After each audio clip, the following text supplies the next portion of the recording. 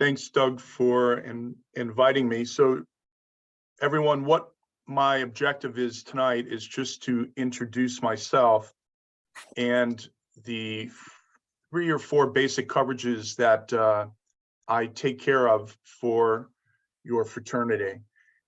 So wanted to start out with the general liability policy. FRMT, which is up on the screen, is a captive insurance company that I service that covers your general liability insurance.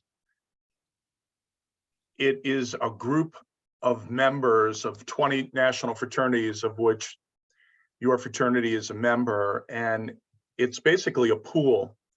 So the members chip in some capital to build and start the company about 28 years ago, and they run it exclusively for the members' benefit. Any profits that are generated, which we're hoping maybe even will be this year, next year, are the members' profits and go back in to help with the premium. So when you see FRMT, Fraternal Risk Management Trust, captive insurance, you're actually going to see it on another policy I'm going to discuss, your medical accident protection policy, your MAP. So FRMT is a captive company. They take risk, and Transverse Insurance is the big name, like a Travelers, that's on the front of the policy that has an A rating that the schools require that we negotiate and have that type of paper with AM Best rating of A+, or the schools won't accept it. So that's who FRMT is. The general liability is basically self-explanatory. FRMT provides a general liability policy for the affiliates of DEEC, meaning all the different chapter houses, the house corporations, the volunteers. There's a big long list. So you have coverage under that policy for any property damage or bodily injury that you are negligent in your operation at your chapter houses. And when there's negligence, we will defend and pay any indemnity, any damages that are assessed by a court or through an out-of-court settlement. So DEEC has a pretty good track record. I think Doug can speak to that later as far as claims go. And I think you are doing a great job with risk management and understanding how to prevent losses and what's covered and what's not covered. So basically, the things that are covered are any property damage or bodily injury as a result of from your operations. However, there are exclusions in the policy for what we'd like to call the deadly sins, sexual abuse, assault, battery, alcohol, hazing. All those things are covered on the policy, except for those that participate or do the illegal act themselves. They're excluded from coverage. So my experience reviewing the claims from this program, a lot of the problems come from either alcohol or drug-related incidences where people just don't make the right decisions. So just be aware of that. But that's the policy is there. There are limits of 250,000 per occurrence and 500,000 for an aggregate. The 250 is per person. The aggregate amount is how many times the 250 can be paid out in 1 year. There are opportunities to raise that individually. Hold on, Jared. The sublimits apply to the house corporations / alumni associations and the chapters. The sublimit does not apply to the HQ operation. Correct. So the headquarter operations has the full limit of the policy, $1 million, which is what the universities get as an additional insured. So when your chapter gets a certificate of insurance from our office for Cornell, On it will be the 1 million with the national up top as the insured. And we don't mention the chapter sublimit. The university will actually get the full benefit of the million, sharing those limits with the national. And that's what they're looking for. So the general liability policy, they're on my website, which Doug can provide to you later, Omni Insurance. There is a claim reporting form there. It's also included in the insurance manual that we've provided to the national. Doug has that, and I think he was discussing distributing it to the different affiliates. So in that, there's an incident report in the back where if there is an incident that you know of something that could potentially be a claim, or that you fill that out, send it in to the FRMT/claims. It's at Dynamic. Dynamic is our claims management team. They are our third-party administrator for claims. So if you do have something that you think is an incident, reach out to myself or Doug, and we'll get you an incident reporting form. You fill it out and scan it into the system in email, or fax it to Dynamic Claims, and they'll open a case and start working with you. In that incident report, there's also some protocols in there on what to say, what to look for, what not to say, who to talk to, who not to talk to protect the interests of the fraternity. Yeah, but I just want to emphasize, this doesn't mean you fill out an incident report form when we get sued. You fill it out as soon as you know something happened or that happened that could potentially result in a claim. Hopefully 99% of them don't, or 100%. But as soon as I hear about something that happened in a chapter, boom, I fill out an incident report form. It's really helpful for the insurance company to be prepared and be aware of what's coming down the pipe. What we found with the claims is the sooner we can get a hold of somebody that's upset and calm them down and talk to them and show them that we care, a lot of this stuff goes away. Yeah. When nobody contacts them, when they've made a few phone calls, when they're upset, then they get angry and they want somebody to pay. So if you know of something that you think could be a possible incident, somebody gets hurt, somebody trips, somebody falls, somebody bangs their head, something gets damaged, let us know. All right, we're here for you.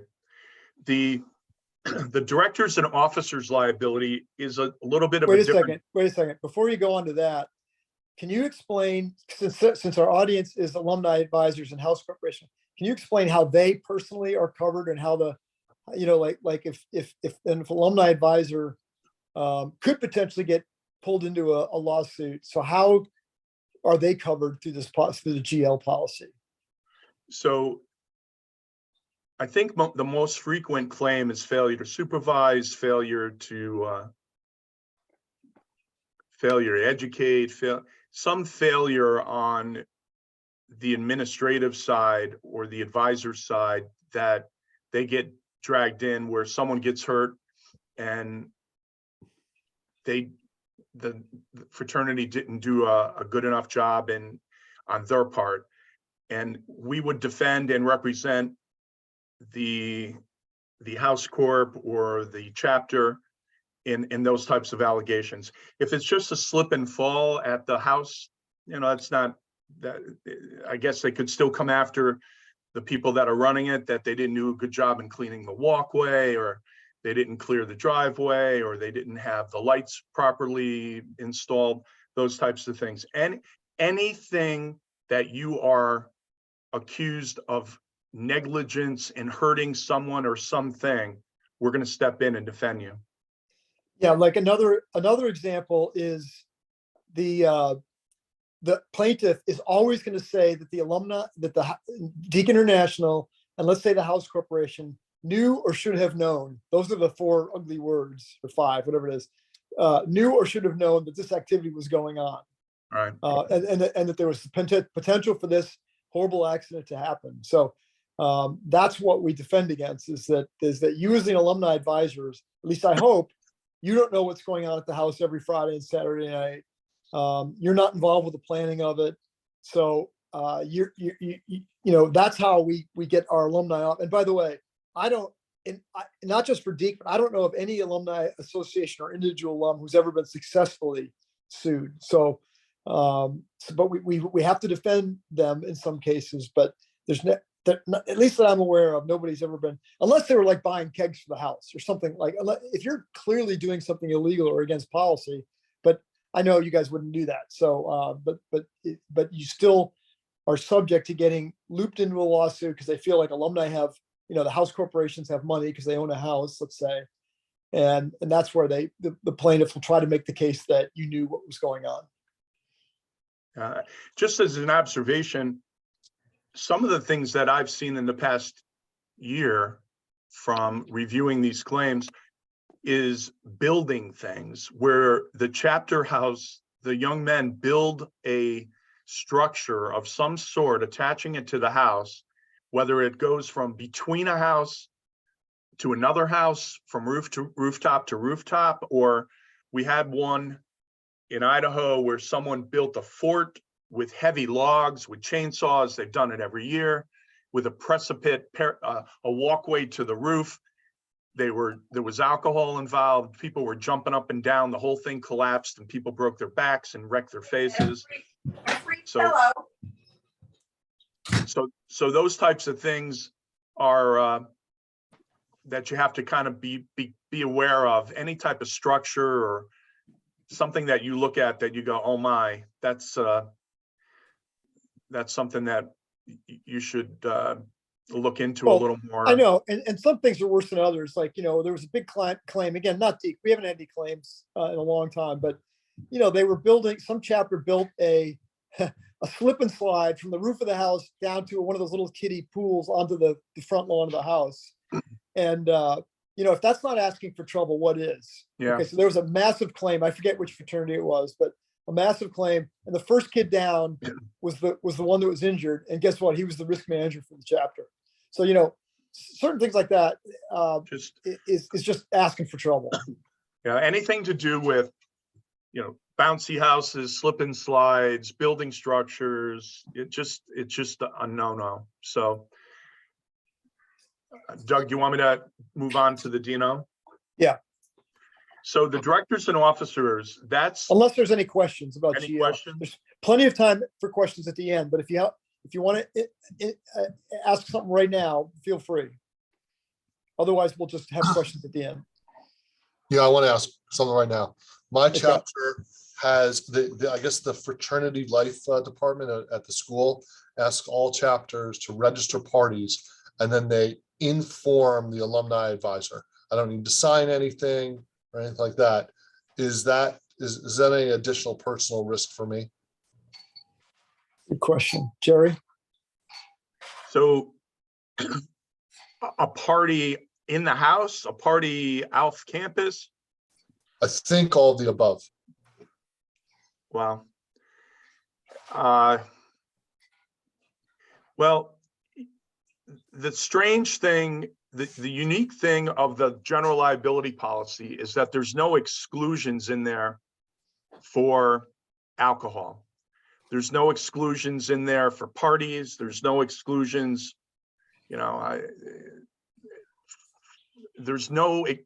it's covered. Now, do you want it covered is the other situation. And a lot of the nationals say, we don't allow that. And if you don't allow it, then it's not covered with risk management and protocols built inside the policies. Yeah, but Scott's saying, as an alumni advisor, he's aware because he got an email from the Office of Fraternity Life that says he's aware of his chapter is having a party on Friday night. Just that fact alone, does that put him at additional risk? I don't think it does, because you don't know anything about the party. You just know there is one. So right. There's some information about, there's like an attachment about how the president or the social chairman registered the party with the school. So where it is, when it is, some details about it. Yeah, but if the school approved it, and they're sending you this, they know about it too. So they're not about to approve something that they think could, could involve some risk as well. So unless you were involved with the planning of the party, just by virtue of the fact that you got that email, I don't see that's a problem in any way, shape, or form. And I think the old health and safety person in me makes me think of this as long as you're not approving of it, it's okay. Right. You acknowledge it, but you never want to approve it. If the school starts asking you to approve it, that's a different conversation that we need to have. Yeah.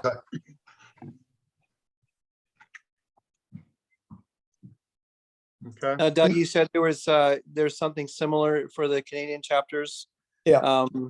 And I'm assuming there's probably a separate Canadian chapter portal for incident reporting. No, there's no actual portal. It's a little less organized. So in that case, Andrew, it would just be an email to the broker's name is Paul Holman, and he's a deke out of Toronto. And I can get you that, but start with me and I could connect you. We had one, the only Canadian incident we've had in the last couple of years was a stabbing incident up in at Simon Fraser, just about, I don't know, a year ago, and not even a year ago. So, and I just sent an email to Holman and we talked by the phone. And so there's no actual portal. It's just an email though. But the same rule applies is do report it, but just through a little bit more informally that way. Okay, good to know. Thank you. Okay, you can jump into D&O now, probably. All right, so the directors and officers liability, the D&O liability, that is a two-tier policy. Actually, it has multiple coverages in it. It covers the directors and officers and the entities. And it also has coverage on it for employment practices liability. So there is multiple coverages there. The directors and officers, the D&O policy is different than the general liability.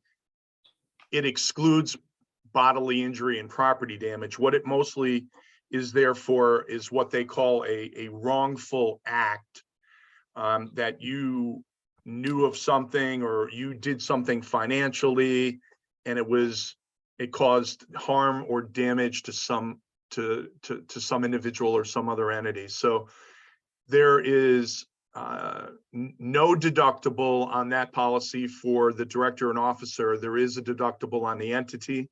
And then on the employment practices side, that's for wrongful dismissal, wrongful hiring, any type of employment related act. So you have coverage for that on that policy as well. And that has $1 million of coverage on it for the directors and officers and $1 million of coverage for the employment practices liability. And again, on that, the claims have been minimal. The affiliates are covered under that, just as the national is for the same limit. There's no sublimits on that policy. I've seen claims come through on that where Yale sued 10 years ago because you didn't let women in, and we had to defend, and it was $30,000 worth of defense coverage for all of our members. Those are the only time. That's the only time in my 12 years that D&O has kicked in. D&O is really overrated in terms of its value. I mean, we have it and it's there, but that would be like it would be like if you're on a house corporation board of directors and you guys make a decision to I don't know, close.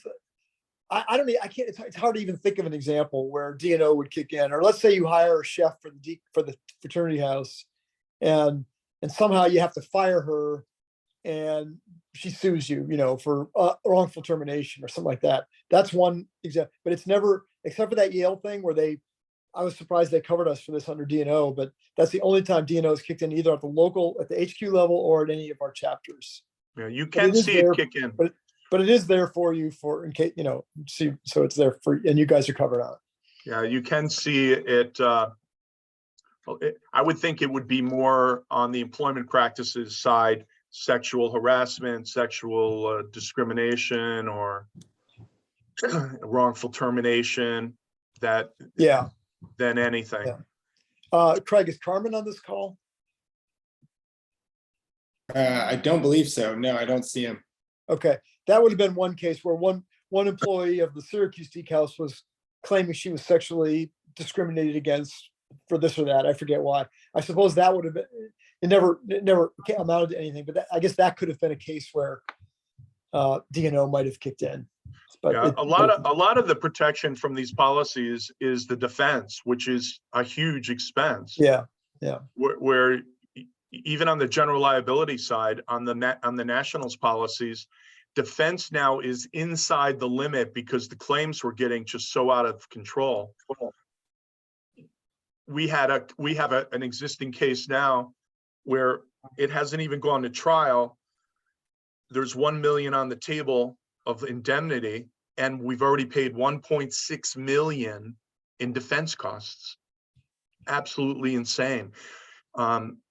So the defense is where a lot of the expense is spent on these policies, and it's just a necessary evil. There's, from what I've been told from a lot of the executive directors, there's a team of lawyers that just follows the nationals around looking for things to go after. So it's defense is what we see a lot of, defending ourselves to make things go away. One of the policies that we just took over internally at FRMT is the member accident protection policy, the MAP policy. That policy is basically, on the general liability, there was always a little box for medical payments, 5,000, 10,000, or 25,000. You have it on your homeowner's policy. Somebody slips, falls, gets hurt, you turn it in, no questions asked, it's paid. We eliminated that off of the general liability policy, and we came out, there was this MAP policy in place. It was through Markel, through the old broker Holmes and Murphy. We felt that FRMT could expand its coverages and broaden its services by offering this coverage. So we got approved by the state of Vermont to do it. We mimicked the policy of Markel, and we're going to do it internally, and hopefully we can do a better job internally and offer our members a good policy for a decent premium. It's basically just for accident insurance over and above excess of whatever an undergraduate health bills, medical bills would be. So if someone gets hurt and they don't have proper health insurance or the deductibles, or there's a lot of ancillary bills that aren't covered, then the MAP program would kick in. What you're looking at, the scan code, it goes to a but flyer. let me just expand on MAP, because this is a Go ahead. really important. This is a really important policy because it covers any kind of accident. So, like, you could have one of your undergraduate members could be home over the summer playing a game of pickup basketball and break his ankle. Okay, so all it has nothing to do with Deke, but as long as he's an undergraduate dues paying Deke member, whatever medical expenses he has that his parents' policy doesn't cover, like deductibles and things like that, it's not first, it's second in line to his parents' medical, but it can help. I think it's up to $100,000. And It's the reason is 52-week benefit, $100,000, and there is a death benefit, and there is some benefits for accidental dismemberments and ugly things that can happen. And the reason it's really nice is because if something, let's bring it back to where it is a fraternity event. If something happens at a fraternity event and a guest is injured, let's say a guest gets punched and he's got all kind of dental work that he has to do. Well, this MAP policy will start paying his medical bills. And why that's important is because it makes him a lot less eager to sue us for liability, because really a lot of times all they want is the medical bills covered. And so if we can offer that, it soothes them down a little bit, and oftentimes will head off a big a claim. So don't be afraid to file for those kind of things. I remember one chapter, it was two brothers wrestling on a couch, and the couch tipped over, and one of them, I forget what happened to him, but I think that was a broken jaw or something like that. So that stuff really helps tamp down potential lawsuits. Let's put it that way. And it's just a nice benefit for our fraternity brothers to have too. It doesn't cover It doesn't cover guests necessarily, but the insurance company will. We've had the insurance company cover non-members, even though they didn't really have to, but for that reason, because they want to head off any lawsuits. So the same company now, Dynamic, who's handling the general liability claims for FRMT and Transverse, is handling these claims for the MAP program. And again, this goes to a brochure. It goes to my webpage, and on the webpage, there's a link for a claim form with instructions on how to file it and where to send it.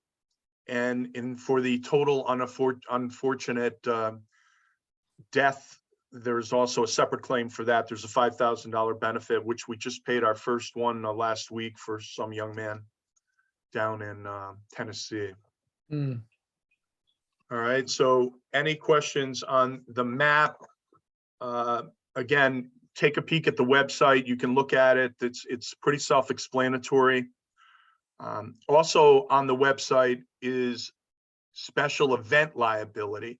If you run across any issues where you need more limits of insurance than what the national is providing, if they need 2 million instead of 1 million, contact me or go to that website. As long as it's not a fraternity party at a fraternity house, if it's a graduation and it's at a large facility and they want extra insurance, you can apply for it. It takes about a day to two days, and it's pretty inexpensive. And just make sure that the members note on it to make that insurance primary. I try to do it when it comes through my office to look at it, so that if there is an incident, that insurance is first and then Deeks is second. I think that's an extra $100 bill to put onto those policies, but that is special event liability. That is on the website as well.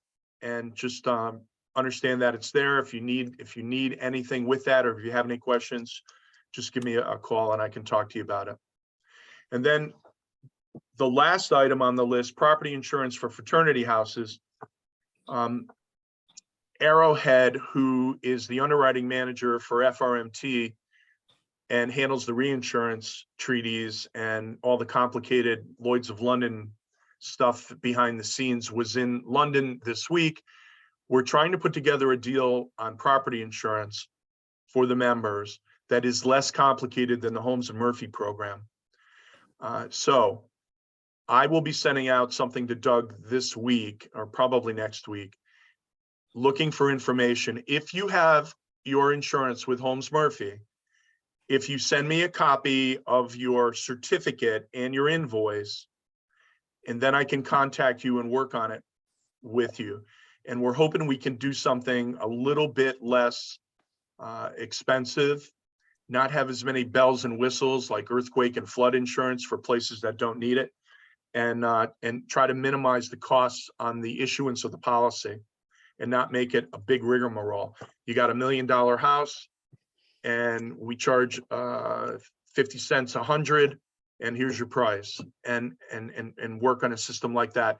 Also offering some liability to go with it. And I had mentioned in the beginning, you have 250, 500. We just implemented a program that you can buy that up to $1 million for $5,000, which is less than the Holmes Murphy offering that they have. Now, Holmes Murphy does offer an extra $1 million, a separate policy for a house corp. They'll offer you $1 million with $1 million over the top of it. Inside of that policy, though, it says that the national, Doug's policies first. So that 250, 500 would go first and then your policy.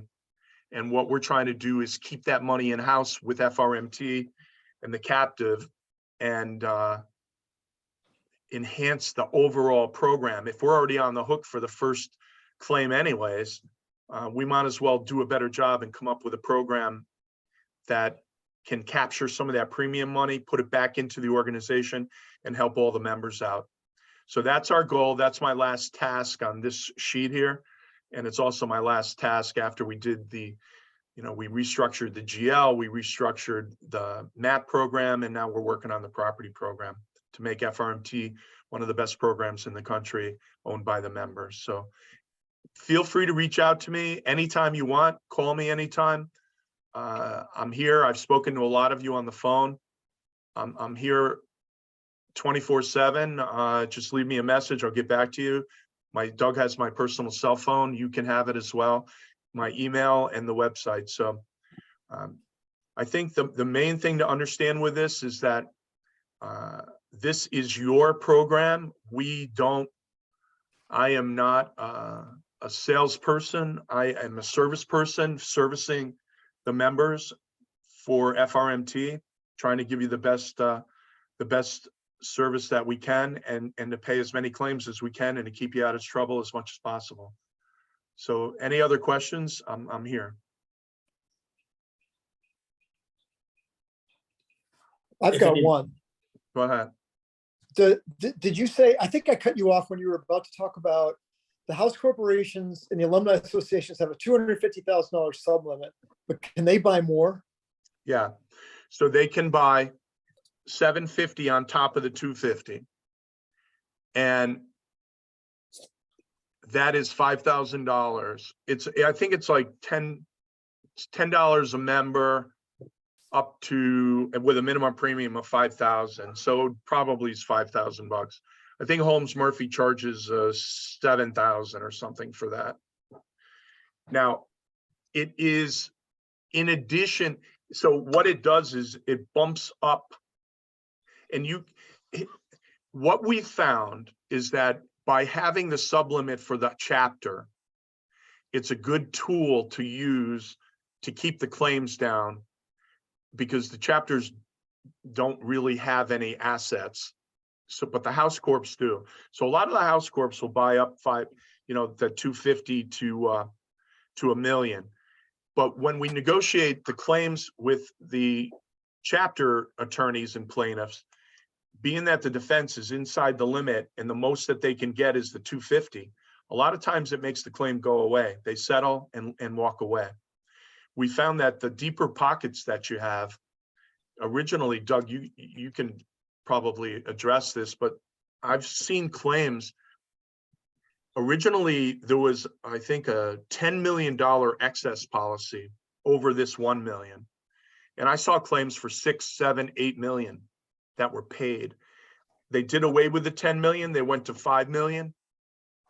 I didn't see any 6, 7, $8 million claims. There were 3, 4, $5 million claims. They did away with the 5 million excess and went to 1 million.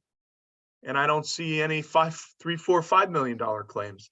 It seems like the plaintiff's attorneys and these guys know that you're a goose that's laying these eggs. They don't want to kill you. They just want to get what they can. And so we found that the 250 sublimit for the chapter works well. Doug has mentioned that he's never really seen a house corp sued. There have been some, but the deeper the pockets are, the more they seem to go after. So, to go to 1 million and share isn't a bad idea, but I still think that that the more you put on the table, the more they tend to take. So that's just something you have to be aware of.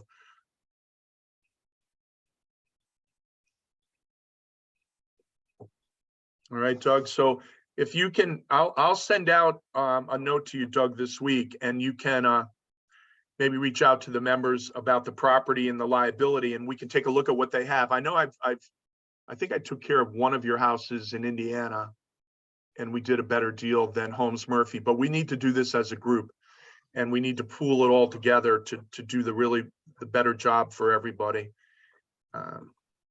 And have the members profit by having a competitive program, and the profits go back into FRMT rather than Holmes Murphy and the insurance carrier, the private carrier. Any questions, Doug? Yeah, I don't have any more. Anybody else have any more questions? Okay. Hi, yeah, I just have a quick question. It might be very, very basic. Sorry, I'm a little new to all this stuff. In what circumstances would filing a claim increase premium to the chapter? So the way that the claims are or the rates are handled with the organization, it's a 2-tier rating system. It's based on the overall group and it's based on the individual fraternity national member. So they take all the claims for the whole year for the past 5 years from the whole group and divide it by the members, and they come out with a number. Then they take Deeks claims for 5 years, divide it out and come with a number. And then they use those two numbers with a formula of a high and a low. So bottom line, to answer your question, it takes a while for it to hit. It will eventually, if a chapter has individual claims, it's going to build into Deeks national premium. And so it will, it does affect the premiums down the road, the per member rate. And I don't know if Doug, you want to address that anymore, but Yeah, but because Max was also curious, we do not penalize our chapters. So if a chapter has a claim that we pay, that doesn't mean the chapter's risk management fee goes up next year. A lot of fraternities do that. We tried to do it, but it just got a little complex. So we don't charge. So the problem there, I shouldn't say the problem, the way we'd address that is if a chapter has 1, 2, 3 claims, we're going to address that through our chapter remediation program, but not through increased bills. And so if it just keeps going on, we'll probably close the chapter, but just by virtue of having, let's say there's a claim and, Deke HQ has to pay out $100,000 for a claim at, chapter XYZ. We're not going to pay, we're not going to add to the bill that chapter XYZ owes us the next year. Perfect, thank you. And just so you all know, just based on what Jerry was saying too, though, so they come up with those industry averages. This is like overall for Deke, not just on a chapter by chapter basis. And then they compare our average claims to the overall industry, and our rates can either go up above the baseline or down below the baseline based on our track record. And Deke is at the minimum. We're 20% below the baseline, and so we get the maximum discount because of that. So you can go as high, they can surcharge you as high as 40% above the baseline, or discount you as low as 20% below, and we're at that 20% number. Right. And the insureds are members. So nobody that I've seen, maybe once I heard that somebody was maybe going to get kicked out for claims, but that's the reason that the group is strong and stays together is to provide insurance when the times get tough, when the market gets hard. Like it is Anything now. else? Any other questions for Jerry? Okay. Thanks a lot, All right. Jerry. I really appreciate it. Yeah. All right, Jay, listen, thank you. guys, Craig can get out my contact info. Any questions, feel free to just reach out to me and we'll answer them. We're here. Jerry, if you could put in the chat, maybe your email address or whatever the best way is to contact you. Okay, that I think I can manage. All right, guys, I appreciate it. All right. Thanks a lot, Jerry. Appreciate Thanks so much, Jerry. it. So hopefully that was beneficial to everybody. Moving on to our second topic this evening, it's Deke's initiation ritual. Before proceeding, I think everybody in here is an initiated member of Delta Kappa Epsilon. Doug, do you see anybody that shouldn't be here? Well, I mean, Jerry hasn't signed off yet. He's still entering his information on that. And then Manny is not, but he advises a chapter, and those are the only two that I can see there. So Manny, I think, as far as I'm concerned, he's welcome to stay, and because he's been involved with a lot of other fraternities as well too. So and it looks like Jerry has signed off now. So I think you're good to go, Craig. Okay. Give me 1 second. We'll get the ball rolling. So in terms of the Deke initiation ritual, before we get started, I thought I would ask Doug to speak about what spurred this topic this evening and what we've been up to since the pandemic started, actually. Yeah, well, we have made some tweaks to our initiation ritual. And the reason that we did was because, it's been a subject that I've been spending a lot of time on thinking about. And I just felt that our ritual lacked, well, there were a couple of issues with it. Number one, some of the procedures, some of the processes we had in our initiation ritual were actually getting pretty close to today's definition of hazing. So we obviously can't be promoting anything that's considered hazing. So we had to clean up some of those things. But secondly, and probably more importantly, I did not feel like the initiation procedure, the way it was written, had a cohesive flow or any kind of a logical flow to it or a cohesive theme. So, there was no start, beginning, and end. It didn't seem to go anywhere. It was just a bunch of stuff we threw at the initiates, and then it ended. So what we tried to do was, without changing the core ritual, because our core ritual's been the core ritual for 100 years or more, and so we don't want to change any of that. But we try to build around those a more cohesive story, or just kind of a more of a theme to it. So we've taken the core ritual and what I think built a better story around it, and we based it on our 4 cardinal principles, which, it's been a long time since you guys were initiated, but the 4 cardinal principles of Deke are wisdom, truth, courage, and friendship. And so we've tried to build the initiation around those things and around the teachings of what Deke is all about. How do these kids, when they're done with initiation, they should be better prepared to be good lifelong Dekes. The other thing is ritual. When you really think about it, ritual is what ties us all together. I mean, besides maybe our shared history of Deke, that we're all proud of our 5 presidents and all that.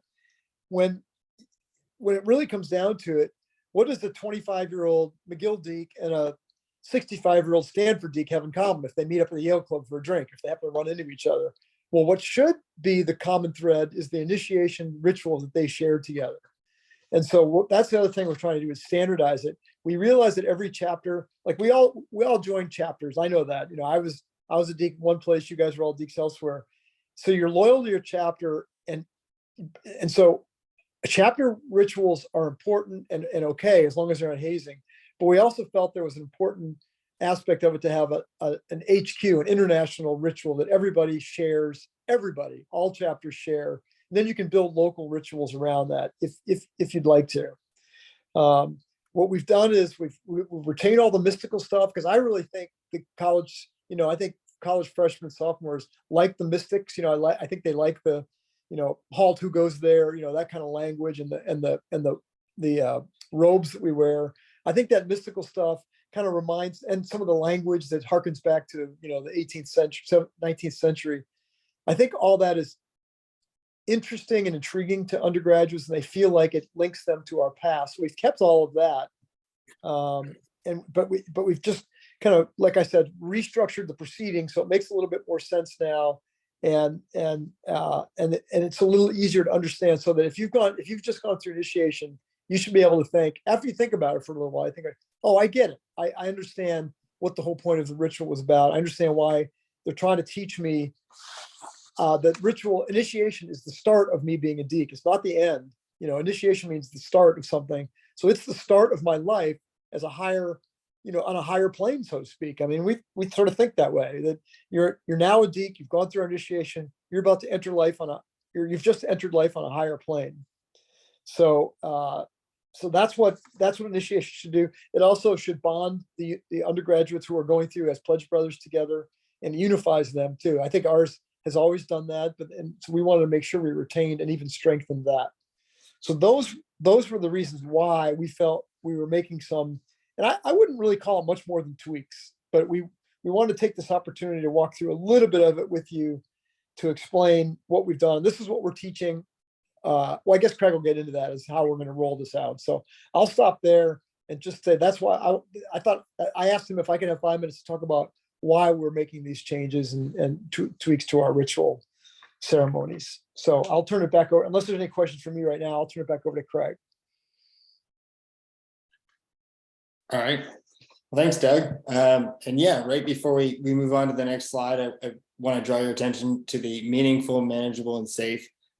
Pretty much summarizes what Doug talked about, but that's sort of when, after we sort of had our ritual committee meetings at the beginning of the pandemic, that's sort of the 3 takeaways that we took from that, and tried to really think about those things as we made the tweaks to the ritual. So we sat back and we decided we needed to refresh some of the caves. I'm sure you guys are familiar or can start to think back to those days where you were experiencing the caves or running the caves, but we decided to refresh them, and we did that by basically we were more deliberate with the cardinal principles and their explanations in each one. So previously, neophytes or candidates or whatever you want to call them move through each cave collecting the Greek fragment of knowledge. They're not really told what it meant in English. They were just kind of told the fragment and whisked away, and it was done purposefully, but there, you didn't really learn the meaning of why you were there previously. And so we sort of sat back and made some changes with that. And in a couple of parts during the initiation too, as Doug mentioned, we want to make it structured and we want to make it uniform for everybody, but we also realize that there's some chapter specific traditions. And as long as they're within reason, we've made space in this new ritual so that, in the cave of friendship, for example, that there's an opportunity for you to share something that's a little bit more specific to your chapter. So those were really some of the big things that we did for the caves. And we sat back, and I don't know when you guys went through initiation, I'm sure everybody has a different answer on this call, but I know I went through as an individual. But everything leading up to that, you were told that you succeeded or failed as a pledge class. Everything was about the group and bonding together and doing everything as a unit. Now, though, we look at initiation, and we've been kind of doing this for the last 3 or 4 years too, just to speed things up, because a lot of campuses have put pressure on us to speed up our initiation ritual. But initiation now mostly happens as a group activity, and honestly, that makes more sense after the whole new member education experience that you've gone through, and you're told that everything that you do, you either succeed or fail as a group. So the idea of unity and bonding is reinforced during the new member education and getting to know each other and the chapter. So why would we abandon that right at the beginning of initiation? In fact, actually, in this new ritual, or I shouldn't say new ritual, but this revamped ritual that we worked on, the only time that somebody fails at anything during their rejection is when they do it alone. And that's not a coincidence. The idea is to build on the unity. And so the other thing is, what do we really want our new members to get from the initiation? Well, we want to reinforce our values, obviously, as Doug mentioned, the 4 cardinal principles. We want to emphasize the group, identity, and unity. We want it to be concise, meaningful, and safe, in the sense that we want to shorten it for multiple reasons. It makes it more manageable for the chapter. It makes us comply with the university or the host institution, meaningful. We want to really emphasize our cardinal principles, and safe. We want to make sure that, the actives are having an enjoyable time, the alumni are having an enjoyable time, and the new members are safe. But we also want to hold true to Deke's history. And so that's why we only made some minor tweaks, as little as we could. And yeah, that pretty much summarizes sort of the things that we worked on and that we've rolled out this last semester. So one other thing that I wanted to touch on is, where are we in this process? Like I said, we convened a working group during the pandemic, and and really talked about making some changes to the ritual. And then once we had finalized all that, we presented on it at convention. If any of you guys were at convention, it was the last thing we did. It was for an hour and a half.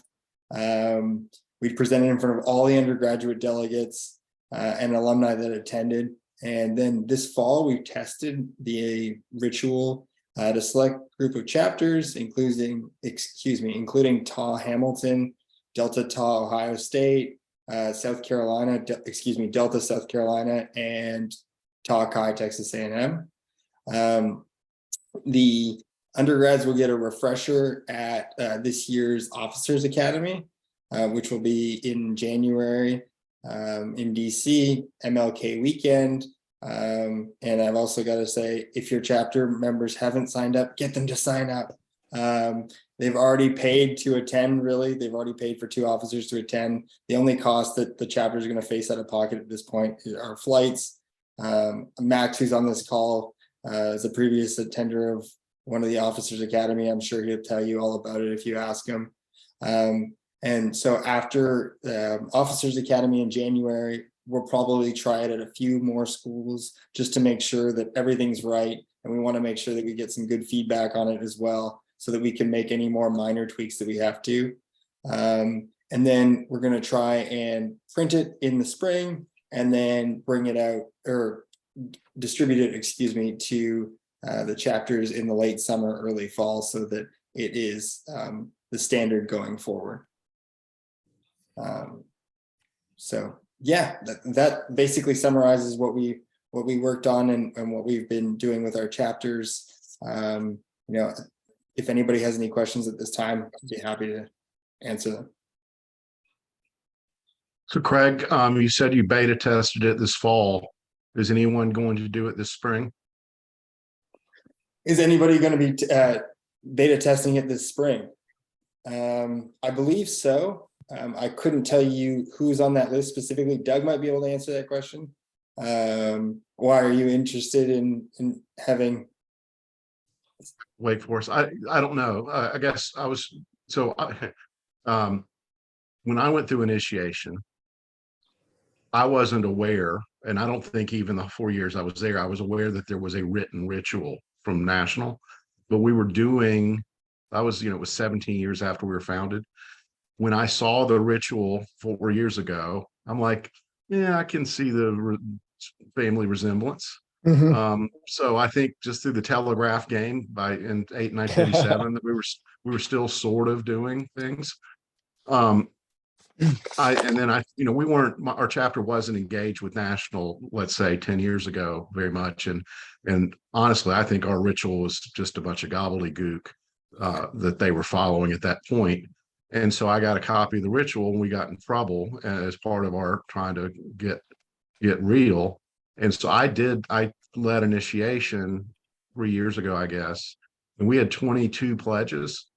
And one of the goals I had when I went through initiation, it started Friday at midnight and ended noon on Sunday.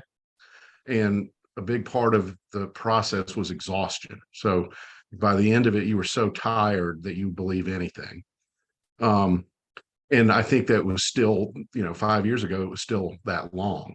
And I'm like, we cannot, I knew Deac National didn't want it to be that long, but also I knew for a $60,000 school, we cannot be exhausting students who have exams the next morning, Monday, whatever.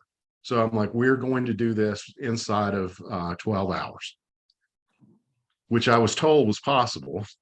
We started at 2 in the afternoon on Saturday and tried to finish at midnight.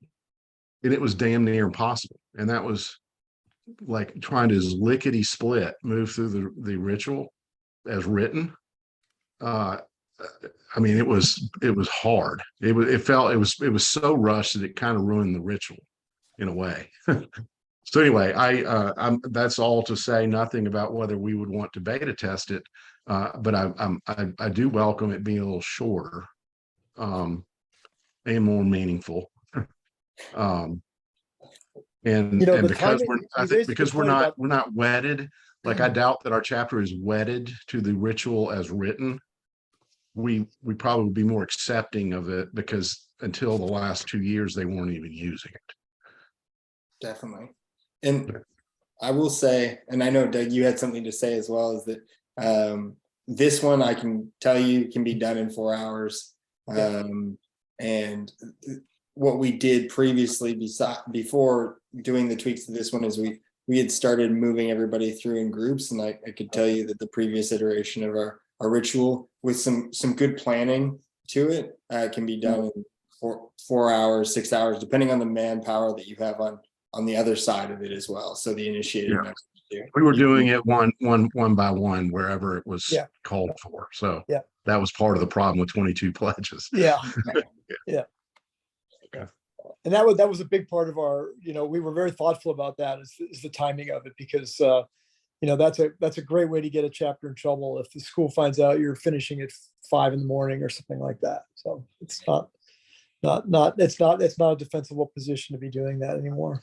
Yeah, and we didn't want to drag you through the weeds here, but one of the other things for this initiation revamp that we did is that we were way more explicit about the instructions portion of it as well. And so there are instructions in there that's like, if you're doing this during the week, it cannot go any later than midnight.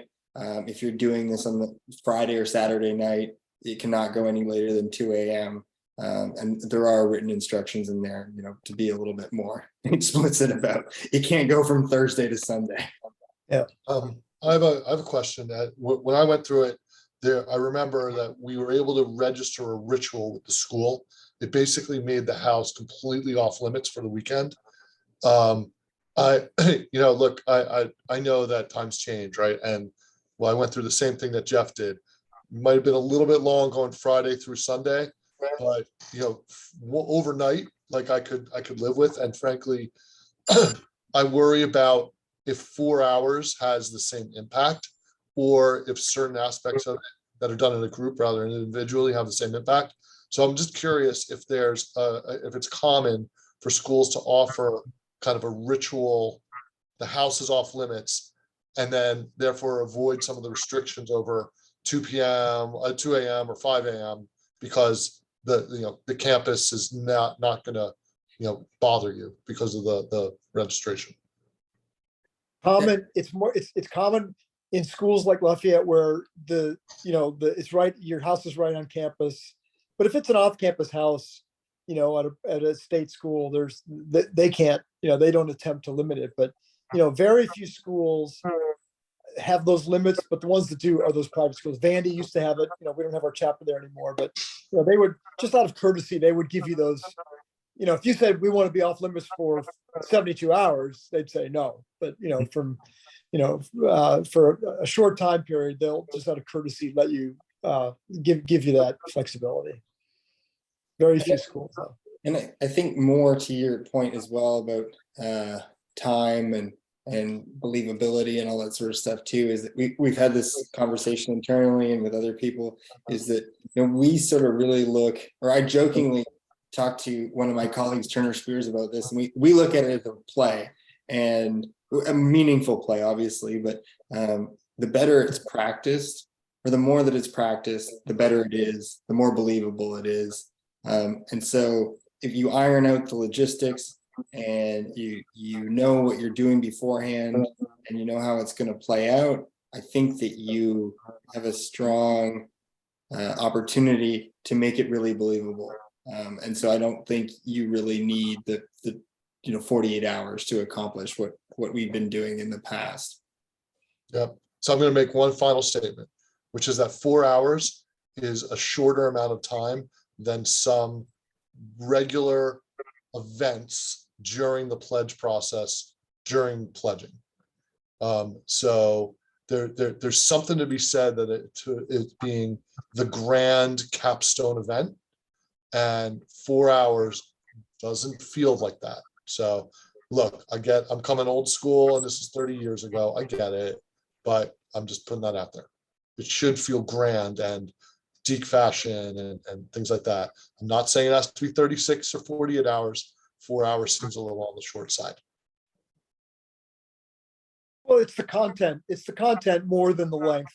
What we try to focus on is making it a meaningful 4 hours, where we get a lot in. And so, I'm not sure that I really thought about it in terms of length of time, but we feel like there's a much greater bang for your buck out of this new ritual than what it was before. It's understandable with some thought, some thought, but it's we think you as the new initiative, you're going to come away with a lot better experience under this new ritual than you were with, where something just drags out, doesn't really have a beginning, a middle, and an end.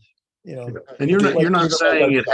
You're not limiting it to 4 hours. You're just saying it takes 4 hours. So, we spend a lot of time in quiet by ourselves or listen, having blaring, not blaring, ear splitting, not hazing, blaring, but the songs, the Deke songs blaring for several hours.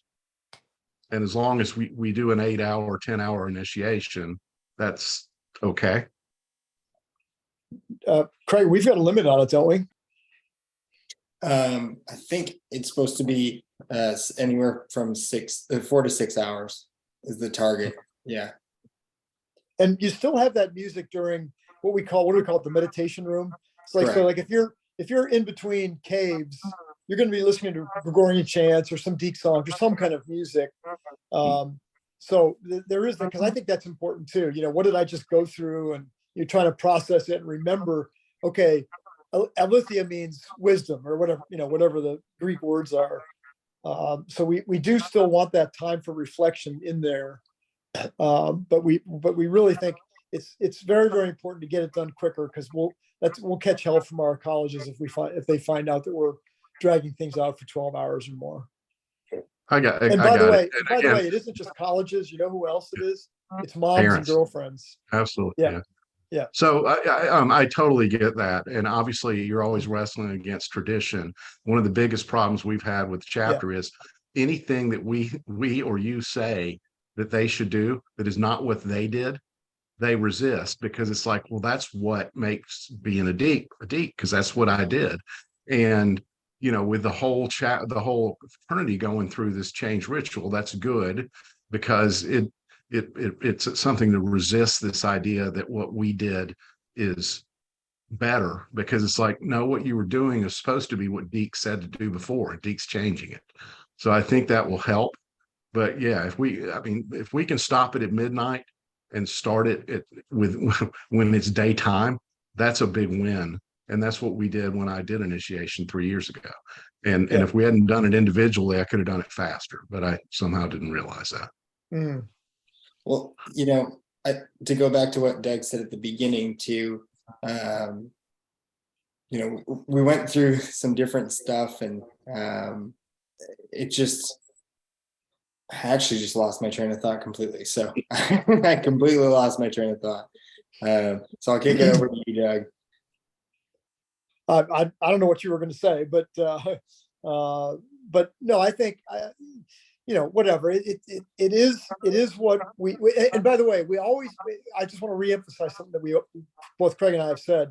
We do think local rituals are important, because there's stuff at Wake Forest that you might have built into your tradition there that are specific to your campus, and that's great. I mean, obviously, as long as it's not hazing, and those things we think just add to the value of initiation. But the core stuff is something that we think, in an ideal world, this may take us 20 years to get there, but in an ideal world, every Deke has gone through some similar rituals. And by the way, I just tell a story. I told this when I went through initiation. Gerald Ford was vice president, and I remember thinking, as an 18-year-old, I remember thinking to myself, this was kind of tough, but Gerald Ford went through this, and he turned out to be vice president of the United States. So I think I can go through this. To me, it was important, and it's probably not true or wasn't true, but as an innocent 18-year-old, I thought, well, this is what Dekes do then. This is what Gerald Ford do. So I want to be a Deke, so I'm gonna do this. So I feel like the consistency of initiation ritual across our system is extremely important. So that's really why I think the main driver as to why we did this. Yeah, and I remember my train of thought. It was going back to Doug's example about McGill and Stanford, and they meeting at the Yale Club, and talking about Deke. And when I joined Deke staff as consultants, we sat around one night and sort of told our initiation stories to each other. And it was crazy to me that the guys hadn't gone through the exact same thing. Yeah. And so I think, we from the headquarters really want to make sure, because like Doug said, it's the one thing that makes us all the same, right? And so, I mean, it really changed my point of view of being on staff. We've only been on staff like a week, and I was like, oh my goodness, we need to do something about this. Mhm.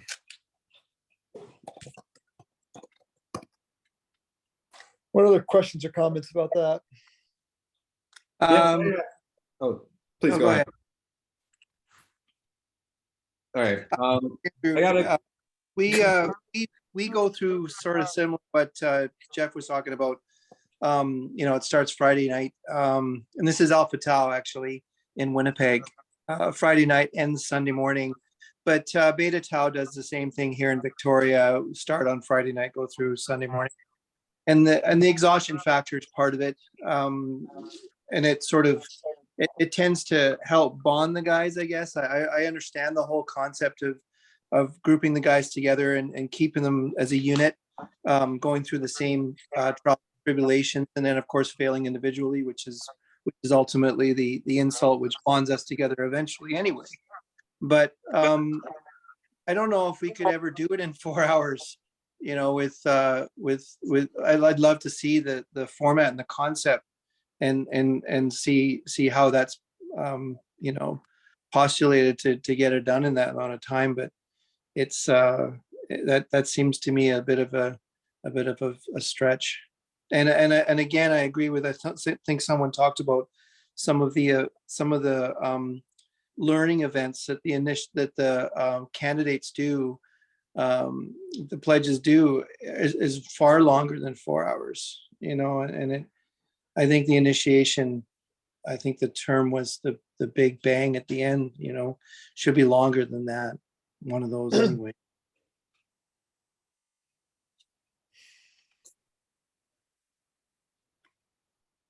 Yeah, and I Somebody would else. say, or go ahead, Doug. Okay.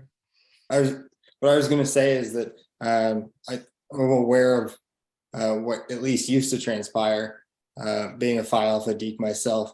But I think I'm happy to share the script with you. And if you look at it, I can guarantee you I've done, over 24 of these now, and definitely gotten them in under 4 hours. They're meaningful. And so I really believe in this product. Yeah, and as to the question of who are we going to beta test it with in the spring, we'll tell our chapter presidents when we have them together in January, invite us out. We would love to do more of these too. So we're trying to take the show on the road, even though we're not, the full rollout won't be until the summer. But anybody who's intrigued by it, or if you guys think it would be good for the chapters that you advise, please invite us out. And if we can make it, logistically and travel wise, then we will and do this and show you how it's done from ours. We can't do them all for 3 years, but we'll be happy to do that. We understand that's part of this whole thing is us teaching it and then allowing you to add your tweaks into it for local traditions. Yeah. Will you be using? Sorry, go ahead. Mrs. Manning, sorry. Will you be using the new form for for a new chapter? Absolutely. Yeah, that seems like 100%. So obviously the Georgetown chapter you'll road test this with them. For sure, because that's one of our best opportunities too. And we have a lot of new chapters too. So they've only been around for 2-3 years too. So those are, it's going to be tougher for the old line chapters to adapt to it because, they're used to their ways, but we just hope to, gradually get everybody to it. But you're right. Those new chapters that are just coming online, those are going to be the ones that really, that's all they're going to know. I assume that the initiation is often perfected by having a house. For a chapter that doesn't have a house, will we need to look for an appropriate space? And that's a challenge sometimes. Like we've done, what some of the best places are is Masonic lodges. Those places are awesome. But we've rented country clubs. I don't know, Craig, what else? Airbnbs, churches. Airbnbs. Yeah. Did a great one in Athens, Georgia, in a church. And we had a time constraint. We had to start at 8 and we had to be out by midnight. So that's why I can guarantee you that it can be done in 4 hours. Yeah. Yeah. Right. Well, I'll start looking around for that. There is the Potomac Lodge, which is George Washington's lodge right down the street. That would be I think that might be available to us, but there are Yeah. also clubs.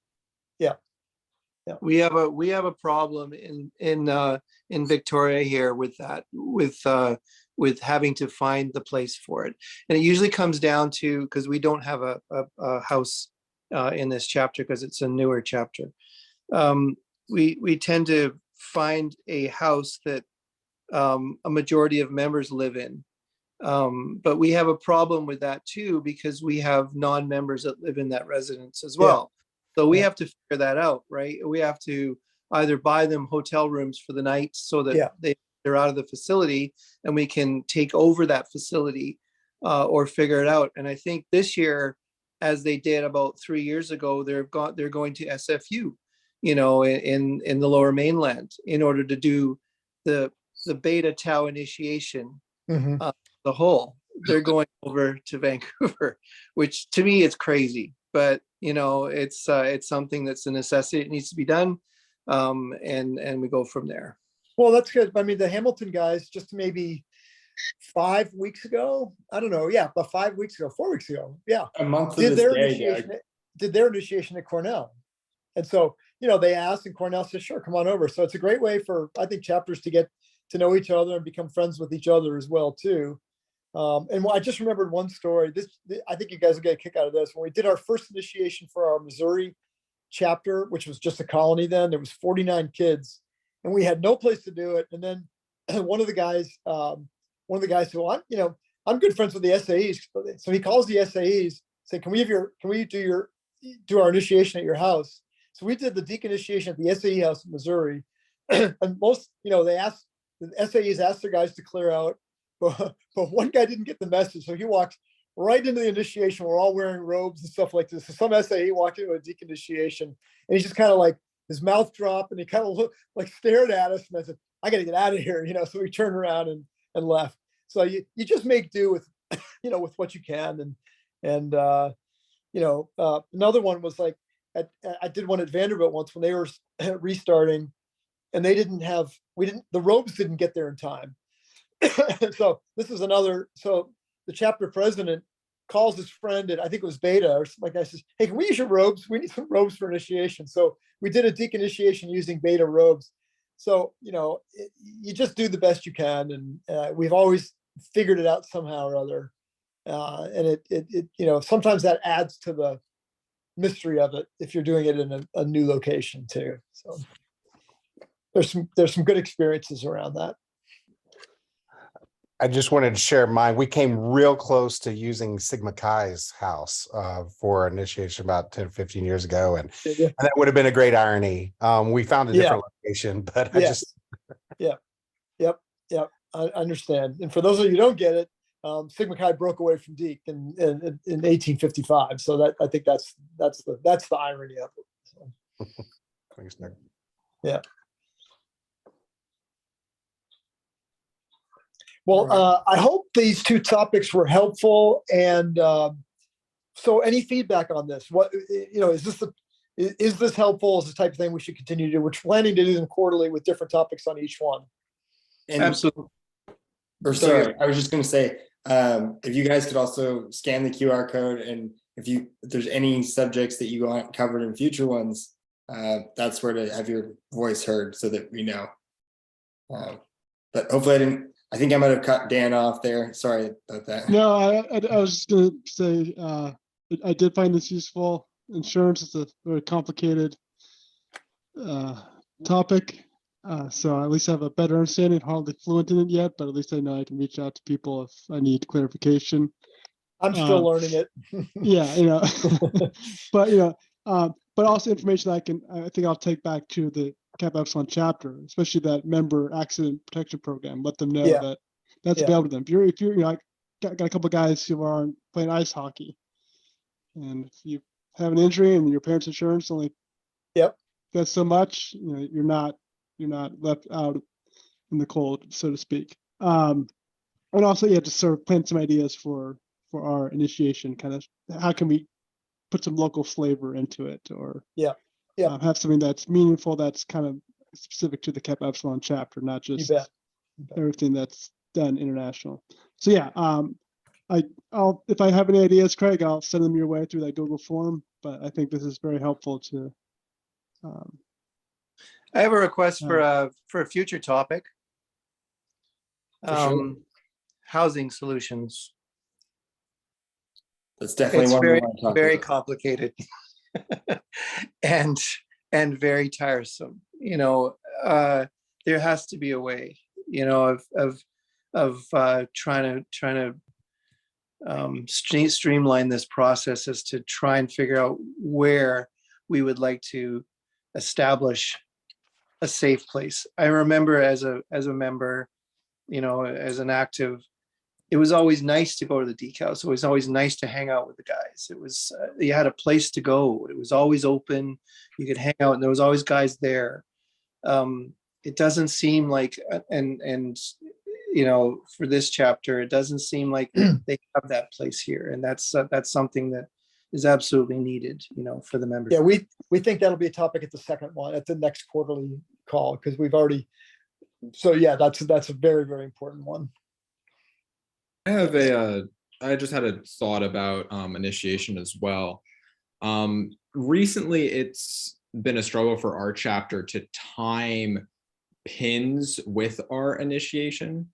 And so I guess this is a two-part question. The first part, is there a recommended time frame for when we should be ordering the pins in order for them to be there on time for initiation?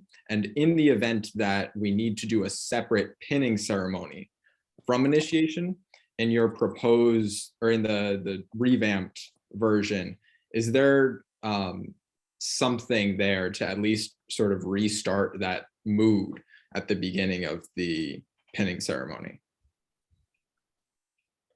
Well, we just, the first part of the question is, I think we're down to about 3 weeks, that a turnaround time. You're talking about engraved deke pins, right? The full, yeah. I think it's about 3 weeks is what our turnaround time is. Once we get this new pin vendor up and running, they had some, guess what, supply chain shortages, but you know, so that'll be, I think that'll be much more streamlined. So if you want to get the orders in 3 weeks ahead of time at a minimum, then you'll have the pins ready and waiting for the guys to be, for when they get initiated.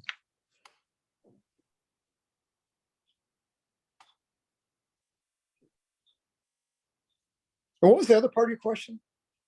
In the event, yeah, it was in the event that something similar to these supply chain issues that have been happening for a while happens and chapters aren't able to get their pins in time and have to do a separate pinning ceremony, right? The pinning ceremony is kind of right after kind of the heaviest parts of, or some of the heavier parts of initiation. And how do you recreate that mood? Or do you, so you're not just kind of like throwing a pin at someone and being like, yeah, and here's how you put it on.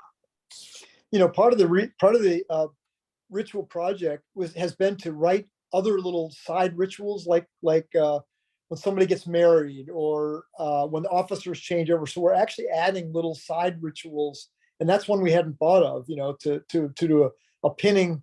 You know, the pinning ceremony. We have a pinning ceremony for the pledge pins, but we don't have one for presenting fraternity pins. So that's a really good one, Craig, don't you think? Yeah. Yeah. I mean, it could just be extracted and elaborated on. Yeah. Yeah.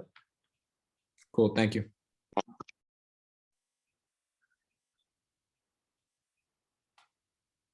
Well, I hope this was fun. We enjoyed it. Enjoyed getting together with all of you guys, and feel free to make comments offline if you want, or send Craig any additional ideas for future topics. And our goal is to do these quarterly. So, you know, hopefully we'll come up with you know, I don't think there'll be any shortage of interesting and relevant topics for everybody. So appreciate your hanging in there with us, and it was a lot of fun for us. Yeah. So I just have a quick question. Yeah. Hey, is there any way that we could get the PowerPoint that you presented, Definitely. or? Okay, And great. And this meeting's being recorded, so there's a number of people that reached out to me asking me to record it, so I can distribute it to everybody as well as the PowerPoint slides. And yeah, I mean, please provide your feedback, because we want to make sure that we're presenting stuff that you guys want to hear about, not just what we think you guys want to hear about. So yeah, thanks for coming. Thanks, everyone. Thanks, everybody. Thanksgiving to Yeah, the thanks. Americans everyone. on the call. Thank you. See ya. Bye-bye. Happy Thanksgiving, everyone. Take care. Yes. Thanks.